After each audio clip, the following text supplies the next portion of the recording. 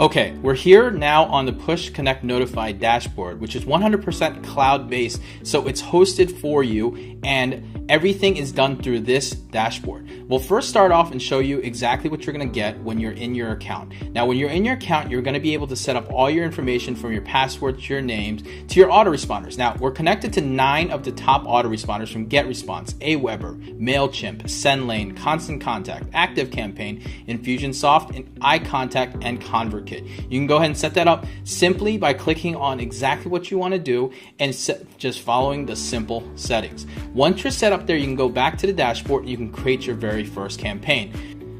Okay, we're going to start off by naming your campaign. So ABC 1, 2, 3, 4, 5 is going to be what I'm going to call this campaign. Once you're in the campaign settings, it's very simple. It's just a simple point and click solution. So here, you're going to set up your domain name. So we're going to go ahead and set this up.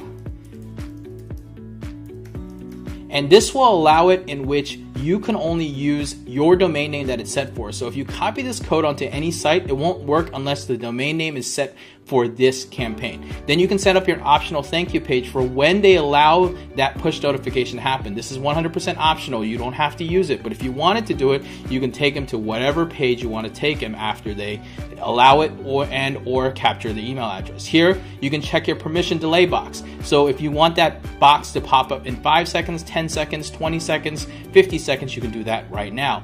Last, you have the option to check and set up your campaign. Now, I've already integrated SendLane into here, so I can go ahead and click on it and pick one of my lists that I want to put it into. So I'm going to do that now, and I'm going to go ahead and put my information here. So right now, the optional and basic is final setup step, enter your email address below. You can change that to whatever you want to save it. And once you're hit, you just hit save. Now on the right hand side, you can go ahead and change everything from your icon to the words that you want to pop up to even to your button. So we'll go ahead and change this on this demo.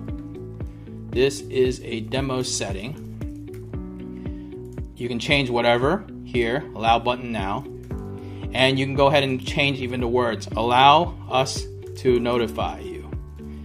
Now we've got preset templates here in which you can change the icon image, or you can choose your own file, including a GIF that you can place in there as well if you like. Once you're done, you hit save changes, and we're going to go to campaign details. Once you go to campaign details, you'll be taken to our dashboard. You've got a couple options. One, you've got your WordPress plugin. You've got your WordPress plugin. You can use that plugin on anything you want that is WordPress based, or you can connect it directly to your Shopify app as well. Now in here, you're going to see a couple things.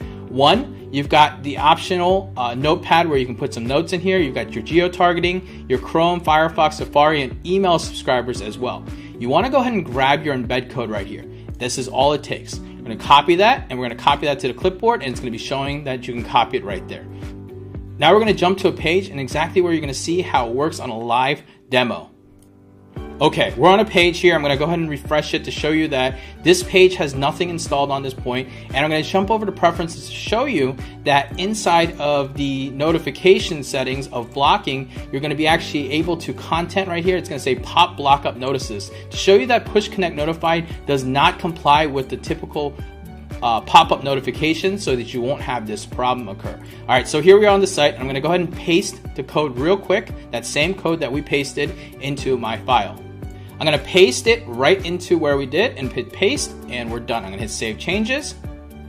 And once we jump on this page, I'm going to refresh this page. You'll see immediately that it pops up right here. This is a demo setting, allow us to notify you. Now you've got two options here. One, if I don't allow to notify and I go ahead and close this out, you'll see that it pops up, and once I leave this page and I come back anytime, it's going to show up. Now, let me go ahead and allow this setting to show you what happens. What happens when you allow is once you do it, a box will pop up immediately to your user. Once the user sees this notification, they'll have an option to always receive notifications. Now, because I set up the optional email opt-in, once I hit that, it's going to offer me the option to enter my email address. So let's go ahead and enter an email address here, and I'm going to hit subscribe. Once you subscribe, you'll see two things occur. Once, it's going to do this, and secondly, because we set that thank you page to Google, it's going to take us to that page. Now let me go ahead and go back here to this page. Now when you come back the next time, your visitor is already set up on notifications, so they won't see that pop up.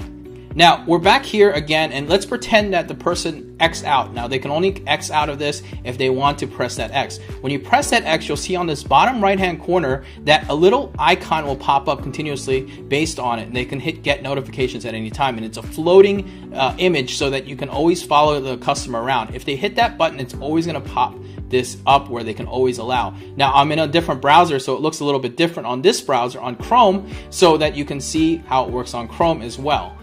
And it does the same exact thing. All right. Now let me back out of there and show you exactly what we're going to be looking at in your dashboard. So we're here and we're going to go ahead and refresh your dashboard, and you'll see here that I did one Chrome, one Firefox, and one email subscriber. Now once this starts populating, you'll see that people are populating right now in the United States, which is both me, because I use two different browsers. Now let's go ahead and jump over to push letters, which is how you're going to go ahead and subscribe people or message people.